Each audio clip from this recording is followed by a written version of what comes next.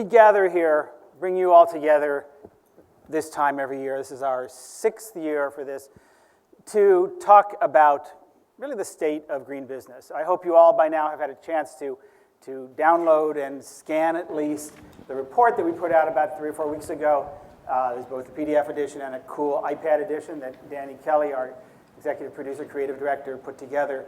And what we do in that report and what becomes the basis for this event is to just take stock.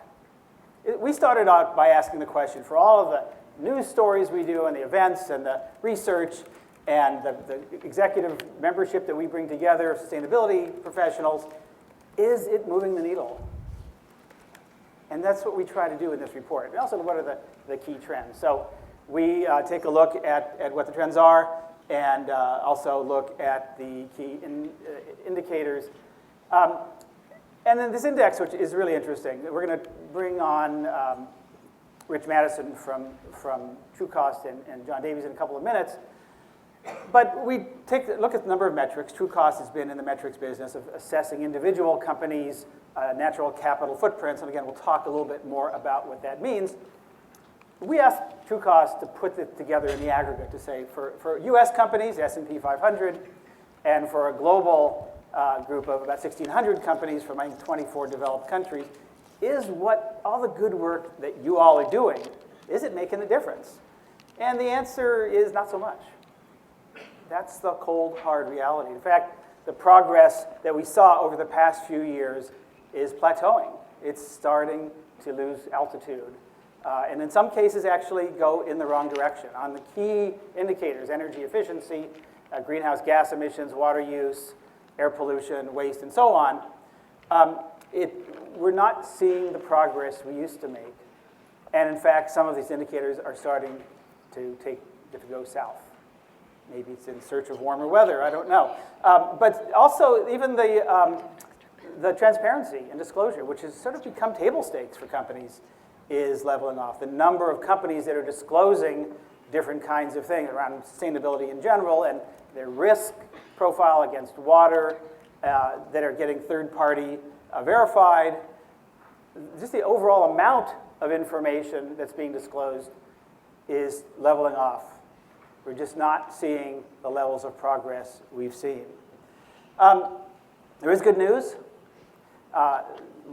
We measure a number of things like the number of clean tech patents, which we think is a leading indicator for innovation and therefore further energy efficiency improvements and other kinds of efficiency improvements. We're seeing a lot more R&D and environmental issues, at least as reported by companies. A lot more companies are talking in monetary terms about the savings or the profits from environmental initiatives. Renewable energy growth, LEED certified office space growth is growing around the world. And those are positive signs, but as you all know very well, your buildings and facilities are not your biggest footprint in most cases. And so that's great work, but it's not necessarily the most important work. And there's some great trends, and we're going to talk about some of those. Here we list 10. There's just 6 here that we're seeing a lot around collaboration, and there's more and more disclosure of ingredients, particularly around chemicals. There's this something around shadow pricing, which is starting to look at what are the costs that companies are imposing on the planet, and what if they had to pay for those costs, and we'll talk about that in a few more minutes. The social aspect of sustainability is starting to come together with the environmental impact. They're sort of treated as separate buckets, but now we're starting to think of them as one full thought, and we'll have a session on that a little bit later. Cities are great hotbeds of innovation. We're seeing terrific,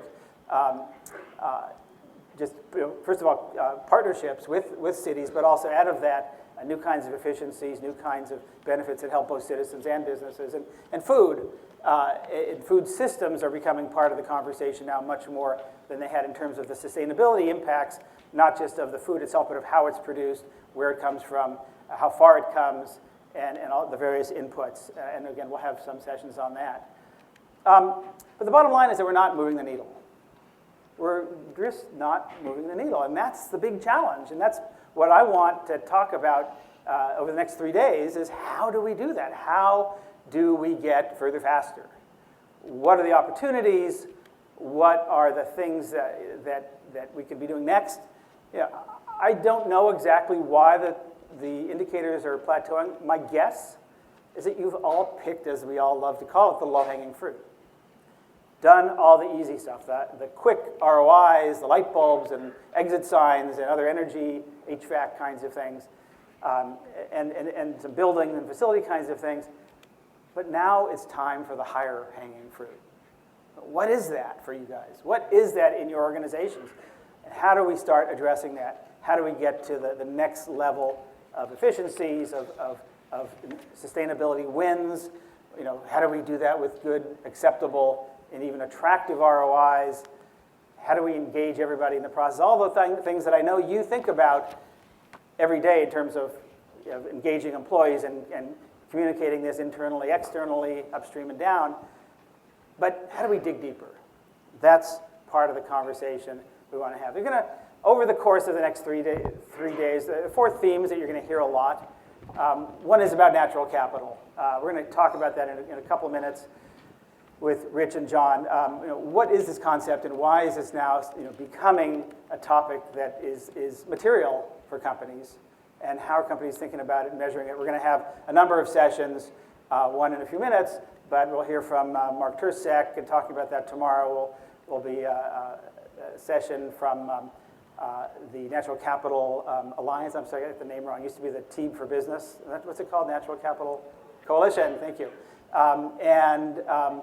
This is a crowdsourced kind of talk. And a lot of other, it's going to weave itself throughout this. So you're hearing a lot about that. Collaboration and partnerships. I mean, the Sustainability Consortium, I think, epitomizes that and is going to be talking about how do you bring all these companies and NGOs and universities together to solve some really, really tough problems. But we'll hear about collaboration from McDonald's.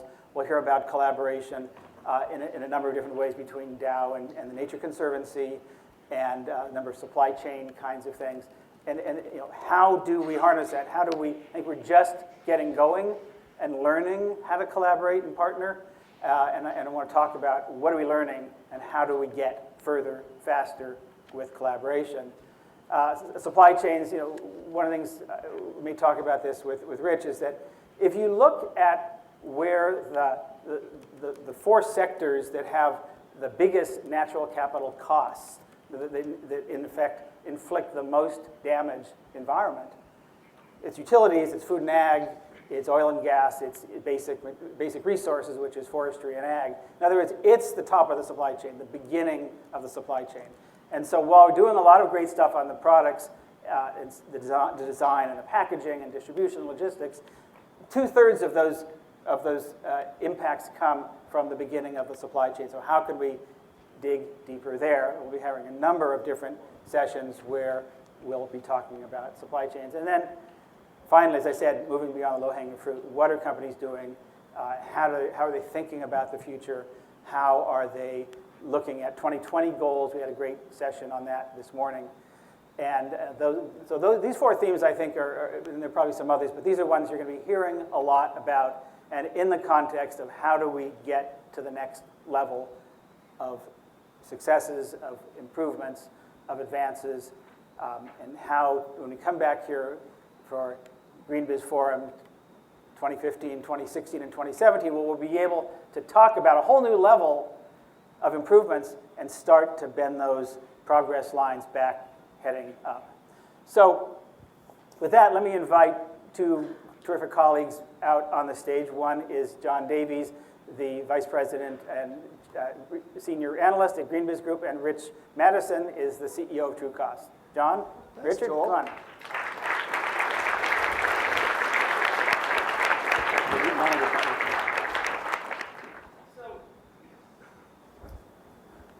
So one of the things that I sort of think of it as the bottom line of all this is Trucost.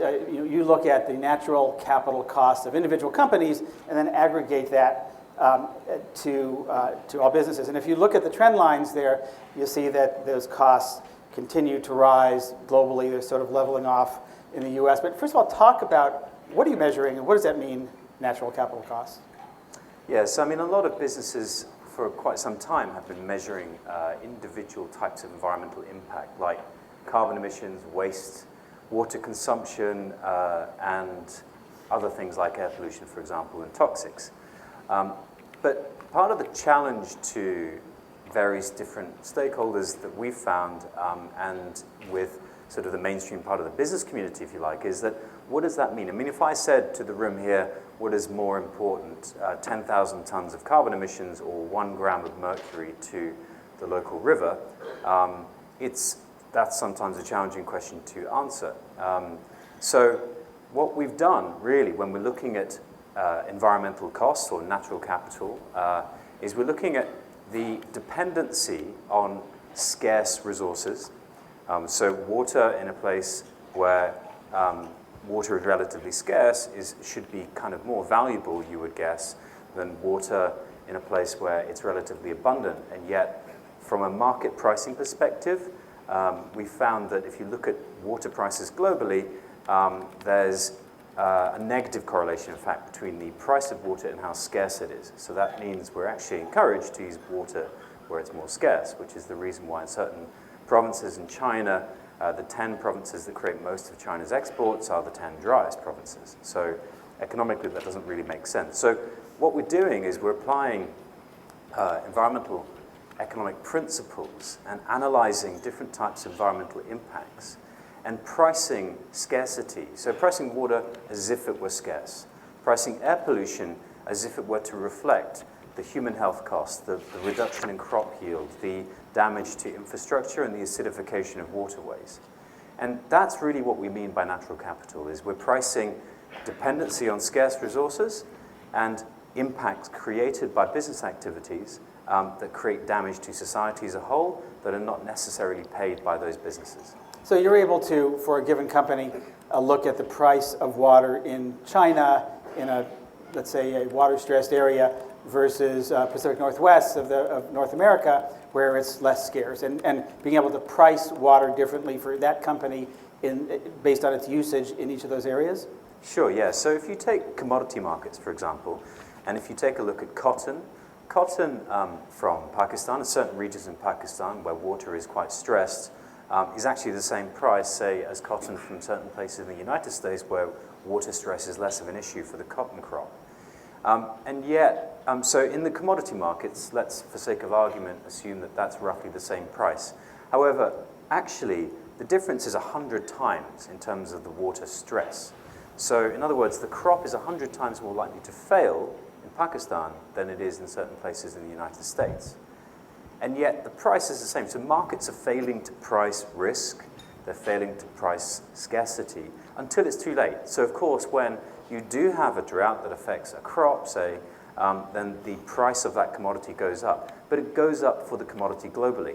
So in a business context, what we do is we help organizations understand that dynamic, understand the inherent risks or opportunities, actually, that you can develop out of avoiding some of those risks in a very location-specific way. So let's get to what I think is sort of an interesting part of this from a company, literally bottom line perspective, is that we're saying here that this is we're measuring now the natural capital cost as a percentage of revenue, and then on the right is natural capital cost as a percent of profits, which, as you can see, they, in effect, I think what this is saying is that if companies had to pay the true cost of the natural capital that they take and put back into the biosphere, it would at least wipe out profits, in some cases more than wipe out profits.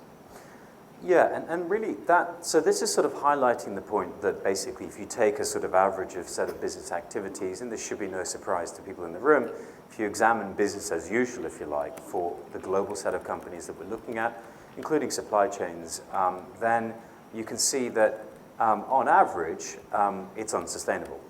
So if companies had to pay, then it would wipe out their profits. And really what that means is that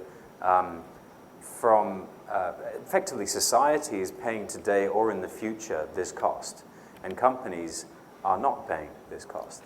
So Now, what we're not saying is actually that we recommend companies pay this cost or that we recommend regulators impose this cost, because quite often what we find is the way that companies can address the reduction of these costs is a lot less expensive, if you like. It's a lot cheaper than the costs themselves.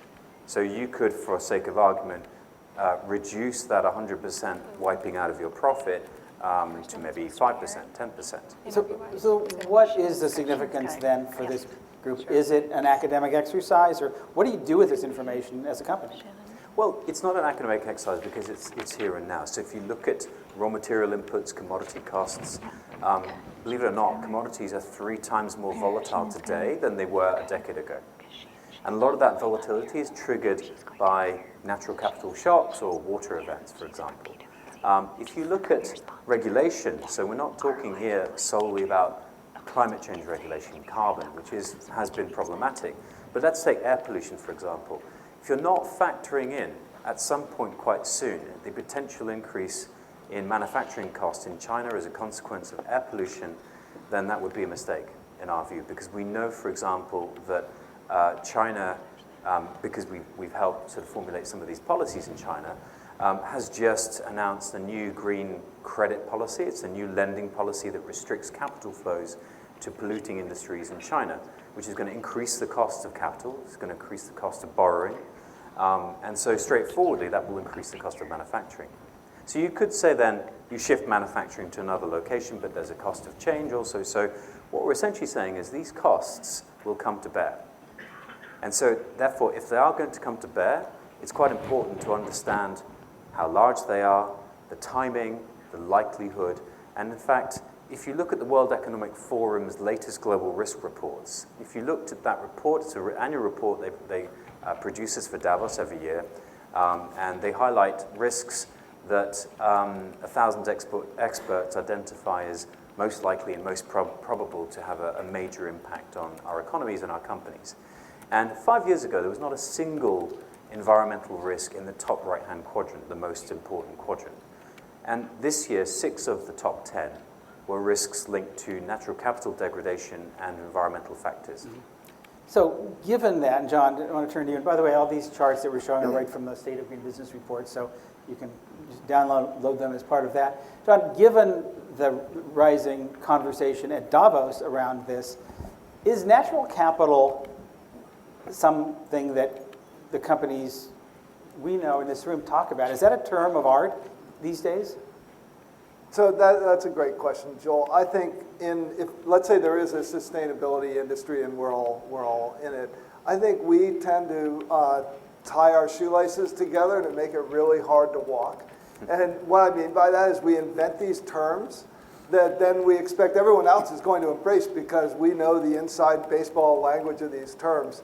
And yes, some companies are talking about this. I think we've got, Dow's going to be up here talking with the Nature Conservancy, and there are projects going on. But I think if you go into your company and you say, we're going to start addressing natural capital, you're just going to get this blank look, And I see a few of those around here right now. Yeah, well, whenever I talk. Yeah. But I think really it's risk management that we're talking about, and we've discussed this. So I think we continue to try and invent terms to make it sound cooler. But I mean, your CFOs and CEOs understand risk management very clearly, and how to price things based on risk. So I think that's more of where the conversation goes. So do you see companies, and by the way, John runs the GreenBiz Executive Network, of which many of you are a member. It's a group of about 80 companies that we bring together face-to-face 3 times a year in groups of about 20 or 25 for peer-to-peer learning and about a little bit of therapy. But at least that's what they tell us. And so you spend a lot of time talking to the members throughout the year. Is there a vocabulary that they need to learn that will get them, in effect, getting their companies to think about natural capital? Well, we've talked about this, I think, at every GreenBiz Forum, that the chief sustainability officer is really the chief translation officer. So there's not one set of terms they need. There's a dictionary of terms they need. So when they go to the plant floor, they're talking a language that operations is going to talk of Lean and Six Sigma and how are we going to, eliminate waste, and they get that. Right, when they go to the CFO, they need dollars and cents. So this is your definition of I think natural capital. And do we have anything there that we didn't touch on, or is that sort of, we kind of covered that? All right, let's move on. So we launched in the State of Green Business, we'll come back to that slide in a second, in the State of Green Business report this year, the Natural Capital Leaders Index. Tell us about that. Okay, so we live on a planet that is a finite stock. And just two statistics really to highlight up front is that by 2030, so over the next, say, 15 or so years, we're going to have 3 billion more middle-class consumers. And actually, that's a great business opportunity, and I would imagine every business leader today is thinking about how to satisfy that demand. And that's a fantastic opportunity, and we shouldn't deny the optimism of that as we come out of a global financial crisis. However, against that backdrop, over the same time horizon, so between now and 2030, the best evidence we have is that we're running out of water. So there will be a shortfall of water by 40% to satisfy that demand. So just on one metric there, we've got something which illustrates that we're going to need to conduct our businesses and manage our businesses in ways that are different from the past. And essentially what we really need to do is we need to find ways of improving efficiency. And in fact, ideally, we need to find ways of decoupling our revenue growth and our growth in profits from consumption, from use of natural capital, from use of scarce resources, from increased pollution and increased energy consumption. So essentially what we need to do is be more efficient. Otherwise, we're going to hit the buffers. So yesterday I was interested to read that we may have reached peak salmon. Why have we reached peak salmon? Well, the price of salmon is going up rapidly because the way we feed farmed salmon today is by trawling for wild fish, and we cannot satisfy the demand for the growth in farmed salmon because we can't feed those fish because we don't have enough wild fish to form the fish meal. So we've reached peak salmon already. So actually what we're doing, this is not a sort of 2030 problem. I see this as a problem today, as I sort of highlighted earlier with statistics about commodity flows, is that we have issues today with resource scarcity, and if we're smart, we can tackle those. So essentially what we need to do is we need to find ways of decoupling growth from impact and ways of seeking greater efficiency. So what we thought we'd do is analyze that. What kind of ways in which you could, what are the ways in which you could analyze that? So what we did was we looked at all the different types of environmental impacts, if you like, that are disclosed by businesses, and we quantified those in financial terms. So we put a dollar value on those environmental impacts, and I can talk a little bit about exactly how we've got the methodology up here. You want to talk us quickly, sort of the short version of that? Exactly. So let's say greenhouse gas emissions, we're looking at what a regulatory cost might look like or what the social cost of carbon might look like. Water consumption, water use, we're pricing water relative to its scarcity. And if we're looking for air pollution, for example, we're pricing the effect of air pollution on health cost, on all the other metrics I mentioned, such as reduction in crop yield. So these are sort of real economic terms, if you like. And we then add those all up and express those in dollar values and relate those to revenue and to profit. And so in the case of revenue, what we did was we put together two lists, actually. We put together a list of companies that over the last 5 years have managed to grow their revenue whilst at the same time decrease in absolute terms their environmental impact expressed in the ways I just described. So and that's the list on the left. That's the list on the left. We also highlighted companies that were most efficient. So these are the companies that, relative to revenue, had the lowest environmental impact or had the lowest dependency on scarce natural resources. So in some ways, the second one, the one on the right, is sort of the traditional ways companies have been measured, a snapshot of how efficient they are, and the one on the left is what if you talk about a new era of metrics or a new generation of metrics, is what Trucost thinks is a way companies should be measured, which is companies that are actually growing their revenue but not growing their impact. So Yep.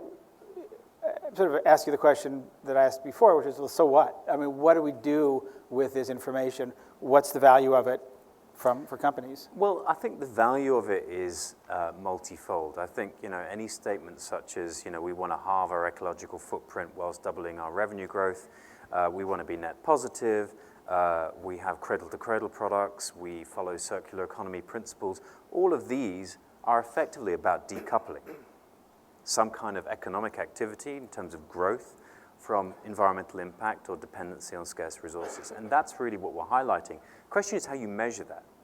How do you actually measure whether your organization is successfully decoupling its impact from its revenue growth and other financial metrics? And so I was interested to see the CFO of Danone recently say that in traditional accounting terms, the only definition of value is the present value of future cash flows.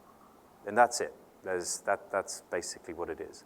But the question is, given increasing uncertainty, given 3 times increase in the volatility of commodity prices that no one had really forecast, given various other peak salmon that no one had really forecast, for example, how do you understand value when you cannot really fully understand what will affect your future cash flows? So what if you're a mining company and you get granted a license to operate whereby you're given water for free because essentially the government is only interested in the taxes coming from the export of your materials? That's great today, but your asset might span 50 years. And what if in 10 years' time, that government withdraws that license and forces you to pay for water because it needs to grow food for its people because the price of food has gone up? Then actually that's something that's fundamentally going to affect your business and could create stranded assets. And so from a financial perspective, from the finance community and the business, I think these kind of metrics are quite important to understand. So, John, I want to come back to the same kind of question we asked you before. We put this out 4 weeks ago. You've had a chance to talk. I don't know what's so funny. We're just can't wait to hear. But you've had a chance to talk to a lot of companies that you deal with. We've had, I think, two meetings of the executive network since this came out. The companies get it? What do they think? No. I don't think a lot of companies get it. And I think, I wish I had a British accent because then I could say words like decoupling and it would probably sound really great. You're but I doing think, I think when you say decoupling to a CFO or a CEO, it doesn't sound so good. Whereas, a year or two ago, and I've seen this pop up in a lot of our network members' presentation, you start talking about shared value. And whether the CEOs actually know what that means is questionable, but they sort of get it because it sounds good, right? And when you start talking about decoupling, it's like, wait, that sounds like we're going to have to give up making money or something. So I think there's a language issue. And then so many people came up to me and just said, who do I take this list to? I mean, what do I do with this? I mean, it looks great. I understand it. I read the report. They did say that. But they said, I have no idea where to take this. Rich? There's no ranking. What should John tell them? You take it to your CFO and you tell them exactly how you're going to scan your business for the financially material events that could affect your cash flows in the future. Because I disagree. I'm not sure a CFO does understand shared value. Oh, I didn't say they understood it. I said they liked the term. Yeah, It they do sounds understand positive, right? if you're modeling risk and putting that in financial terms to create a business case for how you're going to invest in the future. So, Rich and John, I mean, part of it is trying to equip these people, hundreds of companies in the room and hundreds more watching this online. How do they change the conversation in their companies around this, short of taking classes in British diction? So we talked backstage. I think you have to put it in a context of risk management. Yeah. And I think that's where the conversation has to occur. But there are 2 challenges with this that are really hard to keep in your head. Is one, if you're doing this, there's 2 things you're looking at in risk management, and that's opportunities, which you're not going to go public and say, we've figured out that if we do this around water or we do this around something that's material to our business and we invest in this, we're going to reduce risk and we're going to wipe out the competition at the same time. So you're never going to go public with that story because you want to win, right? And if you look at it the other way and say, we think there's going to be a big impact, so we're going to reduce our risk, and we don't think our competitors see that, you're not going to go public with that either. So the big challenge is, I mean, I think people have to get with their CFOs and chief risk officers to start incorporating this, and then I don't know how they learn beyond that, right? Where do they go to pick up the rest of this? Well, I think it's about translating that into an investment case. If you're seeking investment, seeking to optimize capital investments, for example, is a useful thing. I mean, I completely concur with your points, by the way, because we've worked with about 30 multinational organizations in the last year. He probably won't really talk about the work that we've done, apart from Puma, where we helped them with an environmental profit and loss statement. Those 30 other companies are gaining some kind of commercial advantage. Or, so a number of different things they might be doing. They might be enhancing their capital investment decision-making process. They might be speaking to their bankers about lowering the cost of lending because they can demonstrate greater financial resilience. They might be analyzing the net benefit of future product streams that they're going to create in real economic terms, in terms that benefit society as well as their own business in terms of reduced cost savings.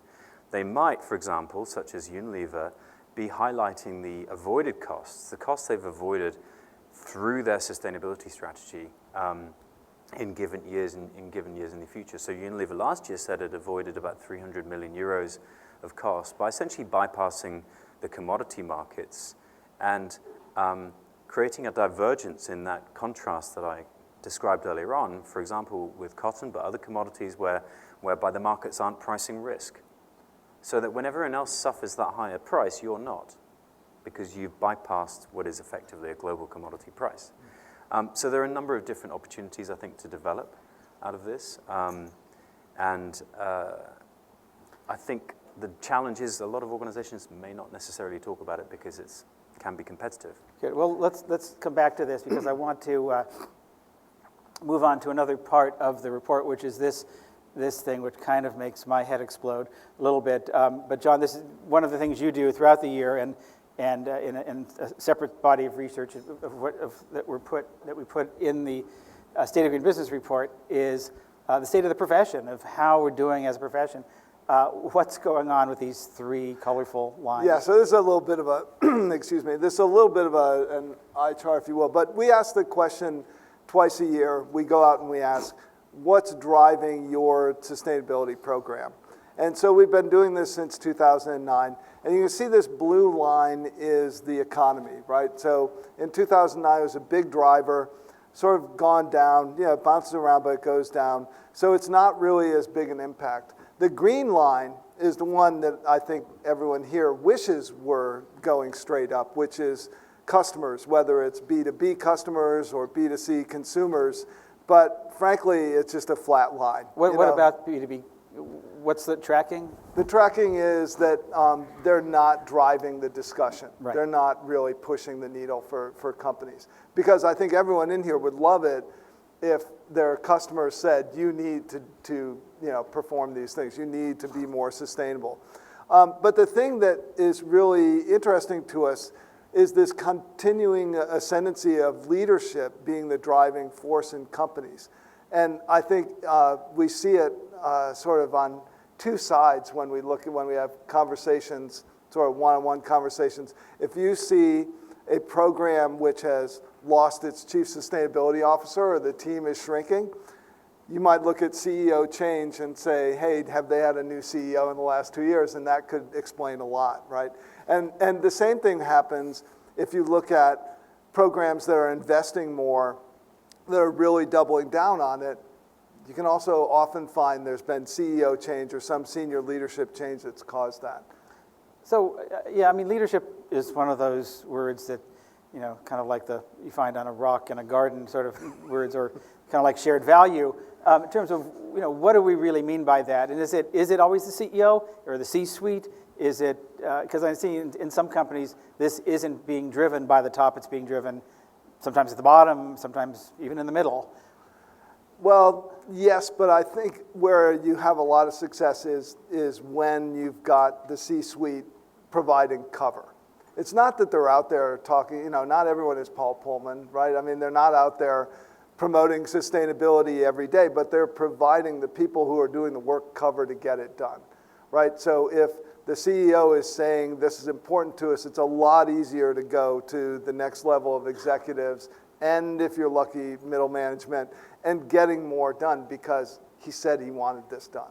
So that's where we're looking at Okay, that. so let's go to this next one, which it does not, on its face, look happy.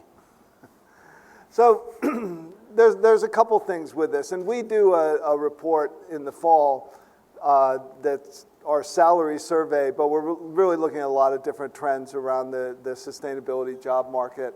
And you can see here we released something last year around peak sustainability, right? Had we hit peak sustainability, and now is it trailing off? And that was based on the fact that the number of companies that were hiring their first sustainability executive peaked somewhere in around 2008 or something.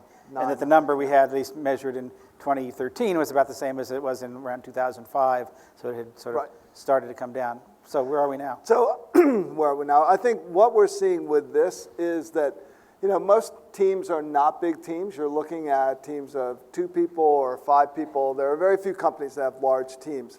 And so it's not like IT. It's not like a finance organization. As something grows, you keep adding more and more people. I think what we're seeing is more and more people getting embedded in other parts of the organization. So when we're asking this question, we're asking, is your team getting bigger? And so a lot of people are saying, no, we're at a stable point. But it doesn't mean that they're not hiring and embedding those people in supply chain, in legal, in procurement. And so, we're looking forward to this summer floating our annual survey and sort of digging more into who's placing people deeper in the organization to take on that mission. So it is sort of like IT in that IT is part of everyone's job. We're all IT professionals. We're all downloading, troubleshooting, upgrading things where we don't necessarily have to call in the geeky guy, who speaks the funny language from that other office. We're all doing that ourselves. We're all, to some extent, hopefully core members of the sustainability team, or is that just kind of California woo-woo? What do you think? I think there's some people who are part of the team. I don't think anyone's got a company where everyone's part of that team. Right. Well, I want to get to some questions from Elaine. So we have some questions from the room or from online. Yeah, we do. There's actually a lot of chatter. I'm mic'd now. Okay. There's a question actually from the room. Question for Richard. With quarterly reporting cycles, how does a company justify looking beyond a few years to account for natural capital risks? It's a great question, and I think it's a big problem. I think quarterly reporting cycles are problematic. The one thing I would say is that although you have quarterly reporting cycles which drive short-termism in business and short-termism actually in capital markets in general, and that's a huge problem. That doesn't necessarily mean that you have investment decisions that you make, capital investment decisions especially, that run on a quarterly cycle. So when you're making decisions about investments, you don't expect that investment to come to fruition in the next quarter. So wherever in other words, decision making has to be longer term, even though you're delivering results every quarter. And that is the same for investors. So actually, pension funds have long-term assets. They have to deliver over a long period, and they should really be looking over a longer term period.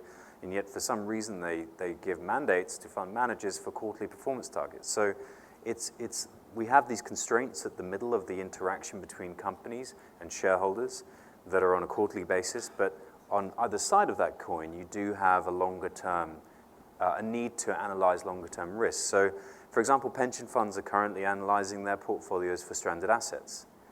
Over a longer term period. Why? Because there could be fundamental shifts in the markets. I'm not sure if everybody understands what stranded assets are or means. Yeah. Can you explain that? Okay, so stranded assets are basically assets so it could be an investment in a company, private equity, bonds, it could be infrastructure investments, that over the lifetime of the investment that you're making into that asset will become worthless for some reason. So if you dig a tunnel and you put a railway through that tunnel, and all of a sudden the regulator says to you, actually, you've got to stop that now. That's no longer acceptable. Then that asset is no longer economically viable. If you're a mining company, say a copper mining company, and you suddenly have to pay for your water, whereas historically you didn't, you now have some stranded assets. And it goes for everything in between. So actually there are risks that need to be analyzed every time you make decisions about how to allocate capital. So don't you think the answer we need to be, or the thing we need to be looking for is that this should really be looked at like R&D? You know, I mean, I think we tend to look at sustainability efforts sort of transactionally. You know, we've gone to building efficiency and we're driving lower and everything, but no one on those calls says, oh, we think why are you investing so much in R&D, right? I mean, that tends not to be a quarterly discussion and maybe an annual discussion or every 2 years. So don't you think we have to find a way to make them think about natural capital sustainability as an R&D discussion and not as a transactional discussion? Yeah, I agree with that completely, yeah.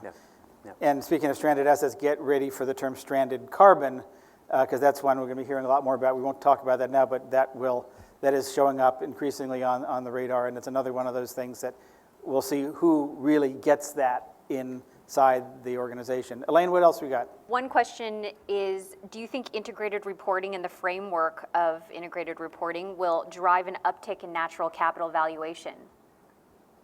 So will natural capital become part of integrated reporting? Integrated reporting, of course, I think we all know is about integrating sustainability and financial metrics.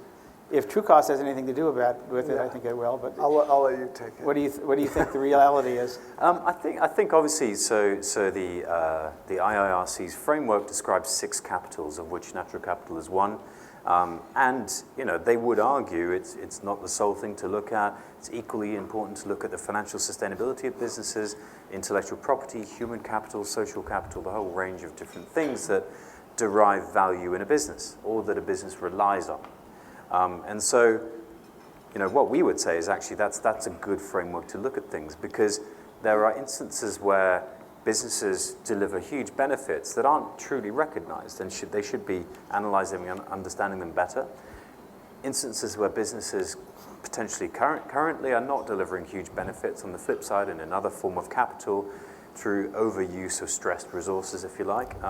But something can be done about that too. So I think that the framework is interesting. I think the extent to which that can turn into something that is truly integrated needs a step before reporting. It needs actually, I've been interested to see the evolution of integrated reports, because I think most people that have developed integrated reports would probably say it's helped us develop integrated thinking within our business, because sometimes businesses just operate in silos. And so the process of going through developing an integrated report helps build a more integrated level of thinking within the business. So that step is really required first, I would say. So we've got about a minute left, and we're going to move on to the next thing. Briefly, each of you, what gives you hope for 2014, for the year ahead, from your vantage point of watching companies, watching markets and accounting systems, valuation systems? What gives you hope? Rich? I think that the fact that we're talking about this gives me hope. I think that these are economic terms that have been around for 40 years. I think the problems have been known for a long, long time. And the fact that this is coming to fruition, and that there was a whole day at Davos out of the 3 days they have that was spent on climate change and systems thinking to try and address some of these problems, is really encouraging. And the fact that businesses are probably, in my view, taking the lead also gives me hope, because I think businesses can create quite a lot of change. Great. John? So I think the fact that we're having business conversations is what gives me hope. So I'm going to second that. I think that's really the key. And I think that as depressing as it is that there aren't as many companies putting together sustainability programs, there are several very large players who view this as their strategy for winning their markets. And I think that's going to, hopefully rising tide will raise other boats to try and meet them on a competitive front. So that gives me hope. Businesses competing to do better. Okay, the tide is rising, but hopefully not too quickly. So with that, please join me in Not in thanking London. John Davies and Rich Mattison.